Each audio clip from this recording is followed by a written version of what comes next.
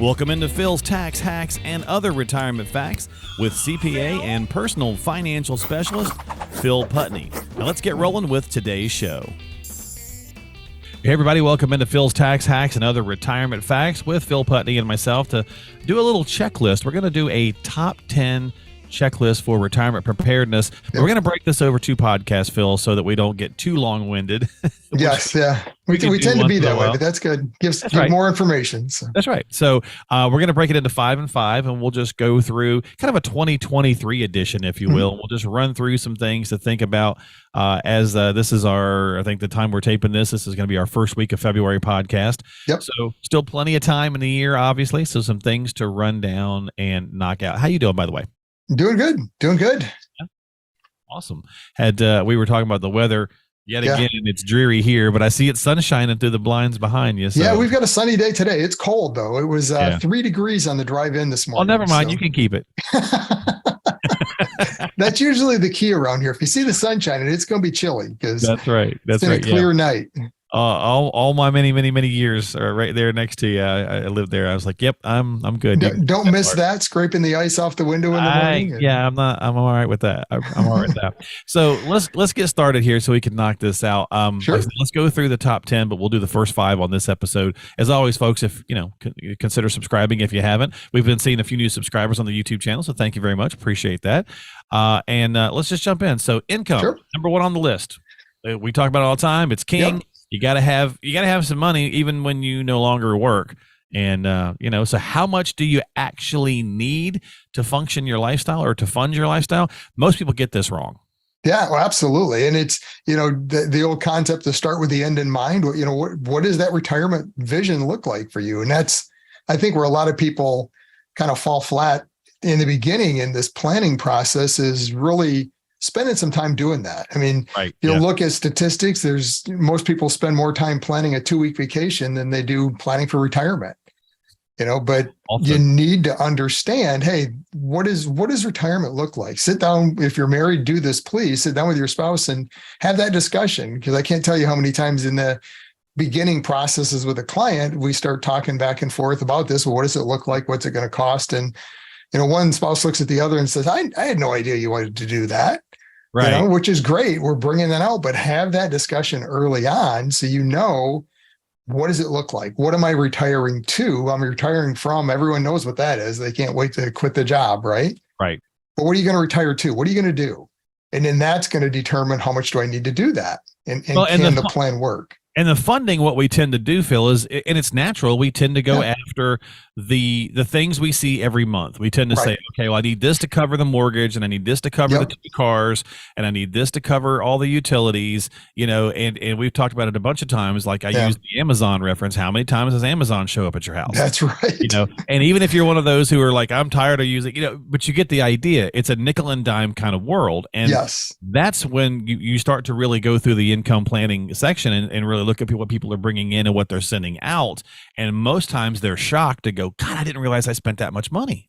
Right. Well, and that's always the challenge we run into. And, to ask, what do you think you spend? And, everyone underestimates. It's just what we do. We don't realize what we spend. Yep. I mean, our process, once we've gone through that, is then I want to look at a tax return, usually the last couple of years, to get an average.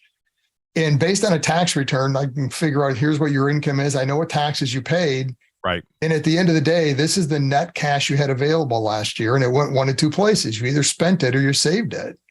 Yeah. And if you can't point to a bank account and said, well, yeah, I put, $500 a month in that account and I didn't touch it. It wasn't the money that I used to pay my property taxes or whatever. Yep.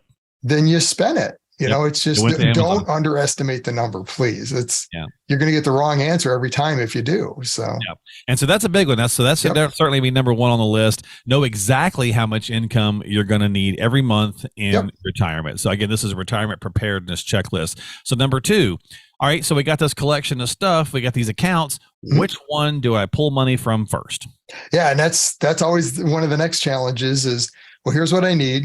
Right. Look at income sources, Social Security, pension, and we'll get to those in a second. But then now that I know how much I need to pull from investments, well, where's it going to come from? Yeah. And there's a lot of thoughts and concepts around here. The old, what used to be the 4% rule, right? Just take out 4% and you'll be good.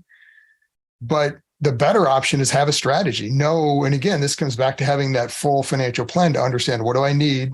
Here's the income sources. Here's the shortfall I have. And that's going to vary throughout the plan, but have specific plans. Again, where is it going to come from?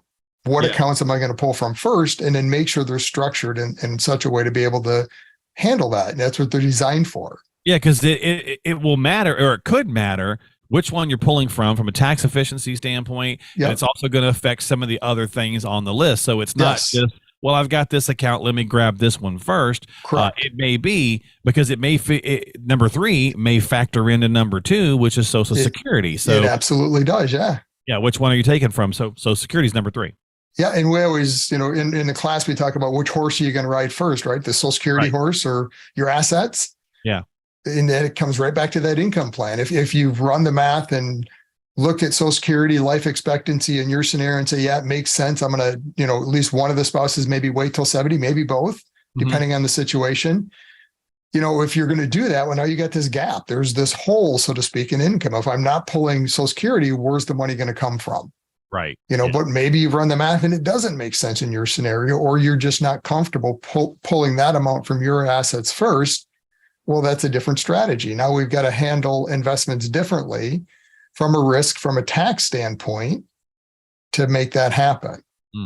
Because a lot of people, you'll hear advisors talk about, Phil, well, let's try to hold off on Social Security, try to get to that max number, because it can be a really big number, and it can be, but maybe it makes more sense to go ahead and tap into that first at a lower number than touching your own assets. And again, everybody's different, so you won't know until you start breaking it down, right? Correct. You have to run the math, and I always joke and say, look, if you don't like math, then this is going to be a tough process, because unfortunately, well, that's why you're here. There's a lot of math that has to be run, right? And that's why you have financial advisors. I love math. To me, this is chess. I like to be able to move the pieces and understand, if I do this, then this happens. And that's all part of building that plan. And it starts with having the plan, but then the nitty gritty, the next stage is, how do you make that plan work? That actual implementation, like building a house, right? The blueprint. It's one thing to have a blueprint, but now you got to have somebody that's going to build it according to that blueprint, and then have flexibility along the way. Yeah. And you don't want that to be me, because my angles are not as good as they could be. Although my brother and I are going to try and build a little small addition to my studio space here. So we'll see how that works out. If it's crooked or not, I may let you know. That's what they make levels for. So exactly. He's like, I'm buying us a couple of things to make sure we get this right. And I'm like, we got to make sure we do that. Level and a square. That's right. All right. So that was number 3. Number 4, longevity risk. So this is the great multiplier to everything else. Have you truly addressed it? Because whatever you figured out for income, whatever you figured out for the Social Security strategy, whatever you figured out for, X, Y, Z, and so on and so forth, will be exponentially changed if you only figured it out to 75. Exactly. I mean, it's very similar to that first, point of how much do I need? Right. If you underestimate income, the plan might look great, but the reality is, when you get there, if you're spending way more than that, that's a whole nother scenario. Same thing applies with longevity, right? I mean, if you say, my parents never made it past 75, or, in our family, this is kind of the longevity, and that's what you're using, then you've got to be really careful. Not to say that's not something to consider, right? But it's right. Just understand longevity in your scenario specifically. Well, that's why you stress test things, right? You do different scenarios to say, okay, let's go 80, let's go 85. Yep. Let's go if one person passes away, so that we see how it affects the other, and so on and so forth. Right. Yeah. And it's, all of these are never a set it and you're done. This is the plan's done. It's a matter of, what's the strategy? What makes sense in the beginning? Let's get it in place. Let's stress test it. What happens if, right? What if you plan to 75, but you live to 80, 90, 95? What happens then?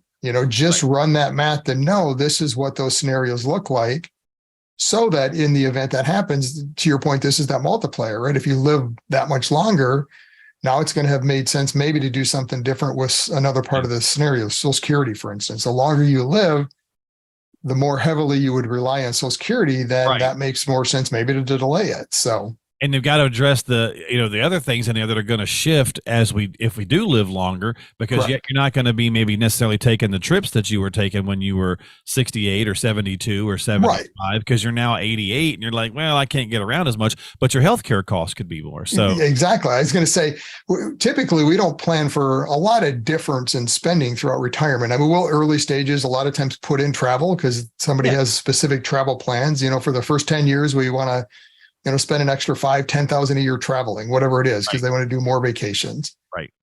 But yeah, as you age, things are going to change, right? You got the early years, you're spending more. Kind of the middle years, you slow down a little bit. Later on, you're really not doing a whole lot, but your shift in spending is going more to medical, right? Now you're seeing the doctor more often, maybe more prescriptions, maybe you're needing some rehab. I mean, there's all these other things that come into play. So having that built into the plan, understanding it up front, stress testing it to make sure you're not getting all of this, is you don't want to get caught by surprise later on when maybe it's too late at that point. Maybe now you're kind of stuck in a scenario that you don't have that flexibility to change. Yeah, it was like $300,000 out of pocket per person a number of years ago. Yeah. It's only going to get worse. Yeah. And that was just looking at purely the cost of Medicare, your supplemental in deductibles and copays, not looking at long-term care. That's a whole nother scenario. Oh yeah. Big. And it's a bigger animal all the time. And it'll be on the next podcast on the next set of 5. So we've got that in there. We'll get to, so that was 1 through 4. So let's do number 5 and then we'll kind of put a button on it until next week. But market volatility is number 5. Am I prepared for market volatility? Be honest with yourself, folks, because you're not. At least most of us aren't, because you just went through 2022 and you were probably not happy about it. And we've had already, in the first month of this year, seen some pretty wild swings. The other day it was up 3 or 4%. Then the next day it was down 2.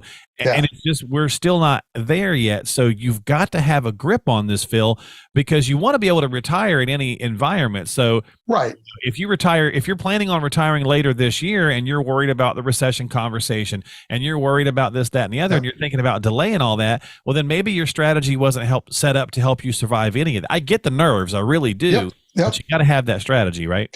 Yeah. I mean, it's again, another stress test you have to run in the plan. That market volatility is just reality of investing. It's going to happen. Typical retirees are going to run through 2-3 bull bear market cycles.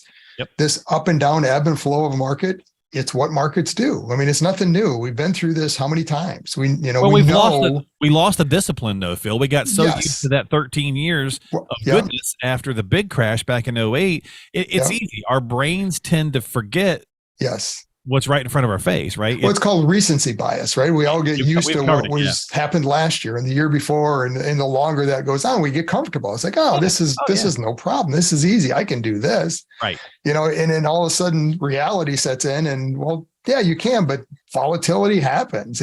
Anytime a market earns above average returns, what they've averaged over the historical periods, get ready to give some of that back at some point. That's averages. That's what's going to happen. It's going to come back, and that's what we're going through. So nothing new, but you have to plan for it. And that's where being too heavily weighted, in 20 and 21, because it was, basically it was doing pretty well even after the pandemic, the short dip in the pandemic. And we've talked about this a number of times, but you got comfortable, you left it alone, and then in 22, it kind of maybe bit you in the butt. Right. So that's where you've got to have different strategies, different buckets, different allocations. Everybody's going to be a little different. Don't be the exact same as your neighbor because they're heavily weighted in this, that, right? That's why that strategy is so important, to figure out what can you do for all of this. Because when things are up, right, we want to have that yin and yang. Right. You want to have the yin and yang. And a couple of things that play into this. Number one, this really ties back into number 2, where we talked about which account we're pulling from. Right. Okay, taxes play into that heavily, but also market volatility. We use that now, soon, and later bucket concept we talked about a lot. Mm-hmm. So the money we're pulling from, totally different investment strategy than money that we're going to be using later, 10 more years down the road. And most of us panic and sell out of the market when it's not doing well. It's all the emotions. That's our later money usually, because we're looking at it like it's our now money because we see it now dropping today, and it doesn't make me happy. But it's really that later money that we're kind of robbing ourselves.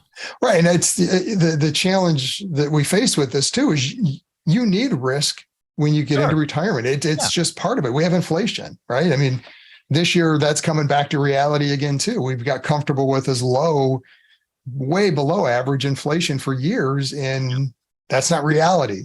You Yeah. know, we're starting to come back to way above, right? It moves in these big cycles. The reality is you have to plan for inflation long term. Well, that's the later bucket. You need risk, but it comes back to understanding what you're comfortable with, your risk profile, making sure we're managing it. How much risk do you need in your portfolio to make the plan work, and then make sure it's positioned the right way. So it's not a easy set it and forget it. Oh, I'm a moderate investor and I'm going to take 4% out. Right. Will it work? It may. You know, it kind of depends on the market. And it's an easy plan, sure, you know, but you've got to understand, do I want easy, or do I want something that's working and going to give me the comfort level to know I can handle these ebbs and flows in retirement? Because you plan up front and then you start walking the path, and it's going to change down the road. That's just part of reality. Well, and we'll get into the next one, number 6, which is inflation, on the next episode. So we'll get more into that then. Yep, we'll jump out for this week. So thanks for hanging out with us. That's the first 5 of the retirement preparedness checklist. I mean, it's all basic concepts we understand, but what are we doing about it, right? So we got to make sure we address these. These are the first 5 you want to address. You want to get those addressed in your retirement strategy. And if you need some help with that, definitely reach out to a qualified professional like Phil. He's been doing this a long time, helping families get to and through the retirement journey. So you can find him online at philstaxhacks.com. That's philstaxhacks.com. You can call him at 248-888-7530. And don't forget to subscribe to us on Apple, Google, Spotify, YouTube, all that good stuff. So we'd appreciate you. Phil, thanks for hanging out, buddy, and going through this first half. I'll see you next week for the other half. All right. Have a good day. All right. We'll catch you next time here on Phil's Tax Hacks and other retirement facts. Investment advisory services offered through AFS Wealth Management. The content of this program is provided for informational purposes only and is not a solicitation or recommendation of any investment strategy. Investments and/or investment strategies involve risk, including the possible loss of principal. There is no assurance that any investment strategy will achieve its objectives.